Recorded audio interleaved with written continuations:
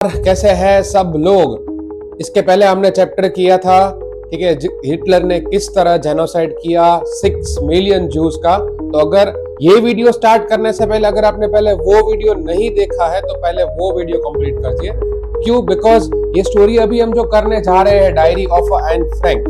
अब Anne Frank बार बार कुछ चीजें बोलेगी कि वो अकेली फील करती है, कुछ चीजें ऐसी होगी, तो वो समझने के लिए आपको इसके पहले का वीडियो जो हमने बनाया था जेनोसाइड जिस तरह किया था हिटलर ने, तो हिटलर जेनोसाइड इसके पहले वाला वीडियो देखिए, फिर ये वाला देखना। तो आइए स्टार्ट करते हैं। अब देखो एन फ्रैंक अपनी डायरी में क्या क्या चीजें लिखने वाली है। जितना भी सब हम करने वाले हैं, वंस अगेन सब कुछ रियल स्टोरी है, it is based on true story, कुछ भी इसमें फिक्शनल नहीं है।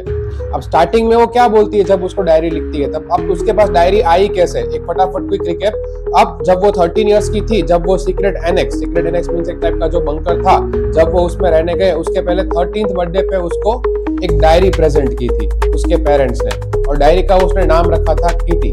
तो वो डायरी में वो 2 साल तक क्या क्या लिखी है, या what kind of thing she has written in that particular diary, वो पूरी तो पूरी डायरी बहुत बड़ी है, इट्स लाइक अ नॉवल। जो डायरी का नाम है a diary of a young girl, जो रियल में डच लैंग्वेज में थी, उसके बाद उसको 70 लैंग्वेज में ट्रांसलेट किया गया था। बट उसका छोटा सा एक पार्ट है जो हमारे चैप्टर में या स्टोरी में है, जो हम करने जा रहे हैं अभी। अब स्टार्टिंग में वो ये बोलती है कि डायरी में लिखना बहुत स्ट्रेंज एक्सपीरियंस था। स्ट्रेंज एक्सपीरियंस क्यों था? उसका मेन रीजन यही था, बिकॉज एक 13 ईयर ओल्ड गर्ल ने, जिसके आज के पहले ऐसा अभी कुछ लिखा नहीं है, she is going to write down in a diary for the first time in her life, तो कुछ तो होगा ना, इसलिए उसको स्ट्रेंज लग रहा था। सेकेंड थिंग, वो ये भी सोच रही थी कि 13 ईयर ओल्ड गर्ल की डायरी में किसी को क्या ही इंटरेस्ट होगा, छोटी बच्ची की डायरी में। और सेकेंड थिंग, वो डायरी क्यों लिखती है? देखो उसके पास पहले बहुत सारे फ्रेंड्स थे। अब वो क्या बोलते हैं कि she is all alone in the whole world and no one will believe it, कि वो पूरे दुनिया में अकेली है, और कोई भी ये चीज मानेगा नहीं। क्यों नहीं बात तो सही है। मानेगा? उसका रीजन कि पहले जब वो जर्मनी में थी, फ्रैंकफर्ट में, या तो तब उसके फ्रेंड्स, फैमिलीज, आंट, सब चीजें हुआ करते थे। उसके बाद नेदरलैंड्स में आने के बाद थोड़े टाइम तक थे, बट फिर जो 2 इयर्स जो उसने सीक्रेट एनेक्स में स्पेंड किए, तो वो टाइम पे उसके कोई भी फ्रेंड्स नहीं थे, इसलिए वो पूरे दुनिया में अकेली थी, कोई भी था नहीं। अब सेकेंड थिंग, ये सब चीजें तो हो ही रही थी उसके लाइफ में। उसके बाद क्या हुआ कि जब डायरी लिखना उसने स्टार्ट किया, तो उसने सोचा कि ये डायरी में किसी को नहीं दिखाऊंगी। और हुआ क्या आयरनिक, सोच लो, पूरे वर्ल्ड को पता चल गया कि what kind of things she has written in her diary. उसने क्या बोला, एक तो शी डजंट ट्रस्ट एनीवन, उसको किसी के ऊपर ट्रस्ट है ही नहीं, ट्रस्ट इश्यू बोलते हैं ना, इसलिए उसने डायरी में लिखा है कि that is my problem that I don't confide in each other, कि हम लोग एक दूसरे से कन्फाइड नहीं कर सकते, हम लोग ट्रस्ट नहीं करते, मेरा प्रॉब्लम है। बोले वैसे तो मैं डायरी किसी को दिखाने वाले हूं नहीं, until and unless if I find a really good friend, कोई अच्छा दोस्त मिलेगा अगर, तो उसको डायरी दिखाऊंगी, वरना तो मैं किसी को भी डायरी दिखाऊंगी नहीं। इस तरह करके डायरी लिखना स्टार्ट करती है। अब उसने सोचा कि डायरी तो मैं लिखने जा रही हूँ, बट मुझे डायरी ऐसे बोरिंग टाइप में जो सब लोग लिखते हैं ना, वो बहुत बोरिंग बोरिंग सब चीजें लिखते हैं, वैसे नहीं लिखना है। I want diary to be my friend, मुझे डायरी को मेरी फ्रेंड बनाना है। And that is the only reason उन्होंने डायरी किस तरह लिखा, एक फ्रेंड की तरह। अपने फ्रेंड को कैसे, देखो there will be a point of time in your life that there will be some things in your mind which you have to tell someone. But कभी कभी क्या होता है कि आप ऐसी कोई चीज होती है खतरनाक वाली, जो आप किसी को नहीं बता सकते, फ्रेंड्स को भी नहीं, फैमिली को भी नहीं, और किसी को भी नहीं, तो कहीं तो थॉट्स पुट करने पड़ेंगे ना अपने। तो कुछ लोग क्या करते हैं, इसीलिए वहां पे रखते हैं डायरी, सीक्रेट डायरी रखते हैं कि भाई मैं सारे अपने जो पर्सनल थॉट्स है वो इसमें डाल दूंगा या डाल दूंगी। तो इसीलिए उसने लिखना स्टार्ट किया डायरी। फिर उसने बोला कि डायरी एज अ फ्रेंड रखनी है, तो फ्रेंड का नाम भी रखना पड़ेगा। नाम क्या रखा उसने? किटी। कुछ लोग बोले kitty, 13 year old girl, talking about 1940s, तो वो टाइम पे तो ऐसे नाम रखते थे ना, इसलिए। अब फिर अपने पेरेंट्स की बात करती है, बोले उसके father, the one of the most adorable father she has ever seen. 36 years के हुए तब तक मैरिज नहीं किए थे, फिर मैरिज किए। उसके बाद उसकी बड़ी बहन पहले मार्गोट फ्रैंक, जो उससे 3 इयर्स ओल्डर थी, मतलब बड़ी थी। फिर एन फ्रैंक आ गई, वहां फ्रैंकफर्ट में आराम से सब चीजें पढ़ रहे थे, कोई टेंशन थी नहीं सब। अब जब 4 इयर्स की थी, तो और उसके बाद उसको कहाँ पे इमिग्रेट करना पड़ा? हॉलैंड में। हॉलैंड मीन्स आज के टाइम का नेदरलैंड, जो वो टाइम पे था हॉलैंड। उनकी जो कैपिटल सिटी थी एम्स्टरडेम, वहां पे वो लोग मूव कर गए। अब उन्होंने स्कूल भी चेंज करनी पड़ी थी। उसके एक टीचर थे मिसेस कॉपरिस करके, उससे ये बहुत ज्यादा ही क्लोज थी। अब क्या करे, गुड बाय तो बोलना पड़ेगा टीचर्स को भी, तो गुड बाय बोल दिया, फिर वहां आगे चली गई वो। अब जब उसके पेरेंट्स वहां पे गए, देखो उसके पेरेंट्स पहले खुद गए। एक तो आपने इसके पहले का वीडियो देखा, आपको आइडिया आ जाएगा कि वहां पे पहले खुद क्यों गए। एक तो वर्ल्ड वॉर चल रही थी वो टाइम पे, हिटलर सब जगह पे पूरे जर्मनी में रूल कर रहा था, अपनी टेरिटरी एक्सपांड कर रहा था डे बाय डे। इसलिए उसके पेरेंट्स पहले खुद हॉलैंड गए देखने के लिए कि सब कुछ सेफ है कि नहीं है, तो ही हमारे गर्ल्स को या उसकी जो डॉटर्स है उनको बुलाएंगे। उसके बाद मार्गोट को बुलाया और फिर एन फ्रैंक को बुलाया। तब तक एन फ्रैंक अपने ग्रैंड मदर के साथ थी, और जब मार्गोट का बर्थडे था तब एन फ्रैंक को रख दिया, बोले लो तुम्हारा गिफ्ट। तो एन फ्रैंक भी वहां पे चली गई। उसके बाद अबे जल्दी बोल, कल सुबह पनवेल निकलना है। जब एन फ्रैंक का बर्थडे आया तो उसकी ग्रैंड मदर थी वो बहुत इल हो चुकी थी, मतलब बीमार हो गई थी उसकी ग्रैंड मदर। तो उसका बर्थडे में सेलिब्रेशन तो बिल्कुल जो होता है सेलिब्रेशन हुआ नहीं। उसके बाद नेक्स्ट ईयर हर ग्रैंड मदर पास्ड अवे। देखो ये भी उसने किसी को नहीं बताया था कि she was more than close with her grand mother. उसके ग्रैंड मदर से बहुत ज्यादा क्लोज थी वो। कभी कभी क्या, देखो ग्रैंड पेरेंट्स का लाइफ में होना बहुत जरूरी होता है, स्पेशली जब पेरेंट्स है वो फाइट करते हैं हमारे साथ, तब देखना ग्रैंड पेरेंट्स के साथ हो ना, वहां जा खड़े रहे, जब बोला बोल के दिखाओ, कुछ नहीं कर सकते पेरेंट्स भी। तो इसलिए ग्रैंड पेरेंट्स का होना बहुत जरूरी है लाइफ में। ग्रैंड पेरेंट्स तो चले गए। अब उसके बाद ये बहुत ज्यादा ही अकेली हो गई थी। फिर उसने स्टार्ट किया लिखना मोस्टली अपना डायरी, कि डायरी में अभी सब कुछ लिखूंगी मैं। अब जो आने वाला है एक छोटा सा पार्ट, वो उसके स्कूल का पार्ट है। स्कूल का एक सीन इमेजिन कर लेंगे हम लोग, उसके अलग अलग वीडियोस फोटोज आप डे बाय यहाँ पे देख सकते हो। ठीक है, चलो अब करते हैं स्टार्ट। स्टार्टिंग में ऐसा ही करती है कि डियरेस्ट किटी, एक एंट्री डाली है, डायरी एंट्री। उसने डायरी एंट्री क्या डाली है कि entire class was quacking in its boots. कुछ लोग बोलेंगे हैं कहना क्या चाहते हो, इसका मीनिंग ये होता है कि सब लोग एक दूसरे के साथ कान कान में बात कर रहे थे, ये कर रहे थे, बोले क्या होगा क्या होगा, ऐसा क्यों चल रहा था। उसका एक रीजन ये था कि अब टीचर्स डिसाइड करने वाले हैं कि नेक्स्ट क्लास में कौन जाएगा और कौन यही क्लास में रह जाएगा, मतलब फाइनल रिजल्ट। आपको पता है ना फाइनल रिजल्ट बहुत खतरनाक होता है, हम सबकी वाट लग जाती है, बोले बाप रे फाइनल रिजल्ट क्यों आ रहा है, आना ही नहीं चाहिए। अब फिर वो सारे अपने फ्रेंड्स के नाम यूज करती है, CN, उसके बाद GN, उसके बाद जैक्स, ये सारे उसके फ्रेंड्स होते हैं। सब लोग बैट लगा, पता ना कुछ कुछ लोग बैट लगाते हैं, कुछ लोग ने तो अपनी ऐसा समर की हॉलीडे की एंटायर सेविंग्स लगा दी। बोले भाई इसका, और देखना इसमें दो टाइप के फ्रेंड होते हैं। एक होते हैं हाईली मोटिवेटेड फ्रेंड, जो आप खुद भी इतने मोटिवेटेड है आपको भी इतना मोटिवेट करेंगे, बोले भाई टेंशन मत ले, तेरा भी हो जाएगा मेरा भी हो जाएगा, दोनों भाई या दोनों बहन मस्त निकल लेंगे। और एक होते हैं हाईली डीमोटिवेटेड फ्रेंड, आप खुद इतना मोटिवेटेड होते हो आपको डीमोटिवेट, बोले भाई मेरे को लगता नहीं है तेरा होगा, तू तो शायद फेल ही होने वाला है, सोच लो। समझ रहे हो, समझ रहे हो आप, समझ रहे हो ना। तो कुछ सब लोग बैट लगा रहे थे एक दूसरे के साथ।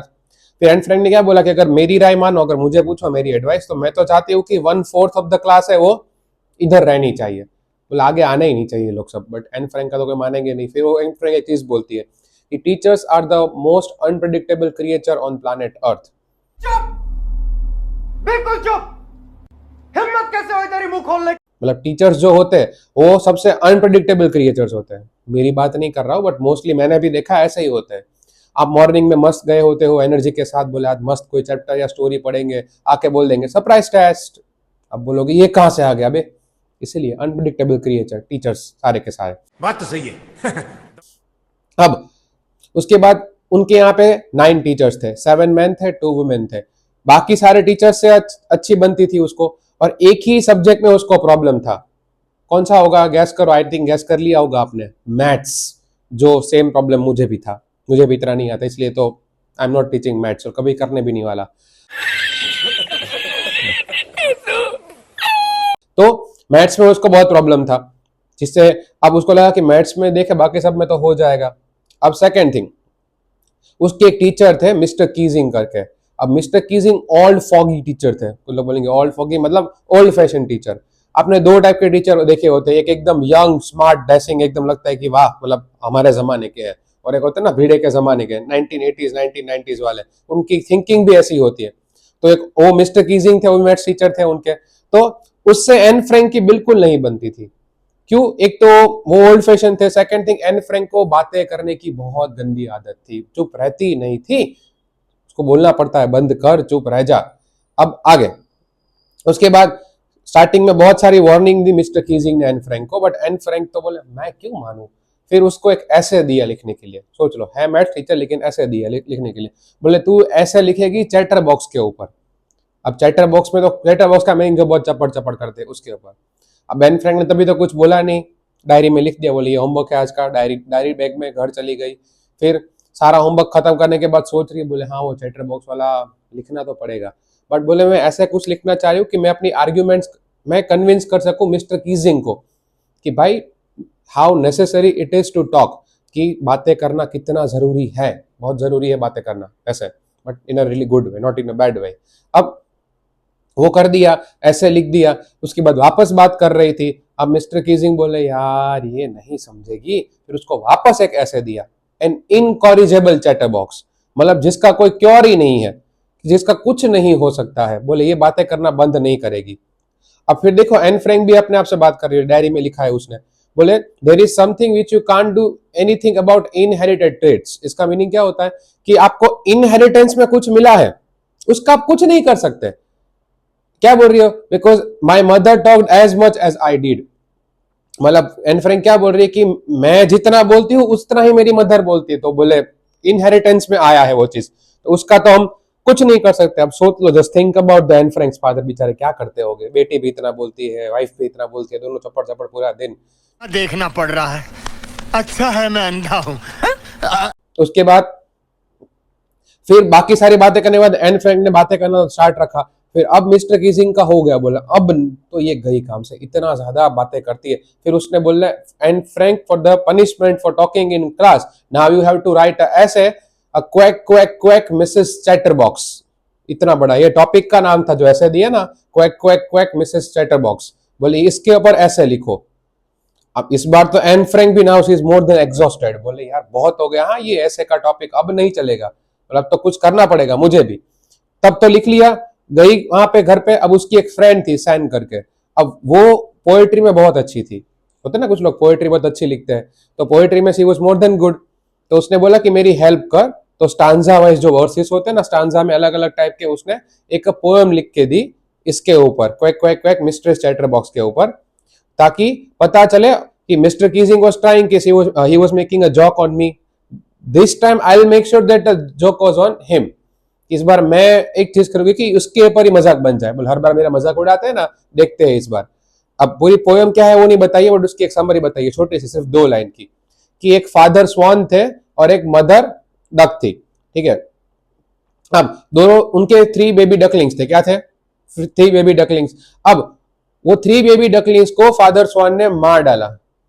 क्यों मार डाला, because they were doing quacking too much, क्योंकि वो बहुत क्वैक क्वैक करते थे, that's the only reason they were beaten to death. अब कुछ लोग बोलेंगे इसका मतलब क्या है, समझ में कुछ नहीं है, समझा रहा हूं। अब मिस्टर कीजिंग ने पहले ये रीड किया, and thank God mister Keesing ने उसको राइट वे में लिया। अब एन फ्रैंक को अपनी एक आर्ग्यूमेंट है, उसको कन्विंस करवाना था मिस्टर कीजिंग से कि बातें करना कितना जरूरी है। अब देखो डकलिंग्स जो होते हैं, ठीक है, मतलब छोटे से डक होते हैं, उनके नेचर में है ना कि वो क्वैक क्वैक तो करने ही वाले, आप उसको बोलोगे बंद हो जाओ, हो गए बंद, नहीं हो गए वो उनके नेचर में। कुछ लोग के नेचर में होता है कि वो चुप नहीं रह सकते, बातें करेंगे। Second thing, sometimes it is really needed to talk with someone. देखो आप सब रहा नहीं जाता, तड़प ही ऐसी है ना। कुछ अंदर भर के नहीं रख सकते, sometimes he has to come out, कभी बाहर आना चाहिए। तो ये सब चीजें करनी कितनी जरूरी है। कुछ लोग के नेचर है वो नेचर चेंज नहीं हो सकते, वरना आप उसको अंदर से मार भी डाल सकते हो। तो इनडायरेक्टली ये मिस्टर कीजिंग को ये कहना चाह रही थी, और उसने अपना पॉइंट प्रूव भी कर दिया। एंड थैंक गॉड कि मिस्टर कीजिंग ने इसको राइट वे में लिया, रॉन्ग वे में नहीं लिया। फिर मिस्टर कीजिंग भी हंस रहे थे, एन फ्रैंक भी हंस रही थी, सब लोग को बहुत एकदम चिल एटमॉस्फेयर हो गया। मिस्टर कीजिंग ने अपने कमेंट्स ऐड किए इसमें कि बोले ये चीज तू कर सकती है आगे, अच्छी बात है। उसके बाद बाकी सारे क्लास में भी मिस्टर कीजिंग ने ये सारे के सारे जो उसकी पोयम लिखी थी वो उन्होंने दिखाया, बताया। और आज के बाद मिस्टर कीजिंग भी थोड़ा मस्ती करने की ट्राई करते हैं, शूट नहीं करेंगे उनको अलग बात है, बट ट्राई करते हैं मिस्टर कीजिंग भी। और इसके बाद अब एन फ्रैंक को क्लास में बातें करना अलाउड था। क्लियर यहां तक। ये थी पूरी हमारी story, the diary of Anne Frank. Anne Frank ने क्या क्या चीजें की थी। आई होप यहां तक सब कुछ समझ में आ गया होगा, कोई भी डाउट नहीं होगा। तो एन फ्रैंक का जो हमारा चैप्टर पूरा है, इसके पहले जो किया था वो वाला, ठीक है, हिटलर्स जेनोसाइड, और इसके बाद ये डायरी ऑफ एन फ्रैंक, सब कुछ हो गया खत्म। स्टिल कोई भी डाउट, एनी प्रॉब्लम, आपको पता है क्या करना है, कमेंट सेक्शन आप ही का है, ठीक है, कुछ भी कर सकते हो, कुछ भी मतलब पता है ना क्या करना है, सिर्फ कमेंट करनी है मेरे भाई, और कुछ नहीं। हाँ, अपार्ट फ्रॉम दैट बताइए वीडियो अच्छा लगा है, जितने भी आपके दोस्त है 10th वाले या बाकी सब जिनको अच्छी अच्छी स्टोरी सुनना बहुत पसंद है, तो जाओ उधर सुना दो उन सबको। आज रखते हैं इतना, अभी करेंगे सीधा, बाकी और बहुत सारे चैप्टर बाकी है तो वो करेंगे हम लोग नेक्स्ट लेक्चर में, ठीक है। चलो, जय हिंद।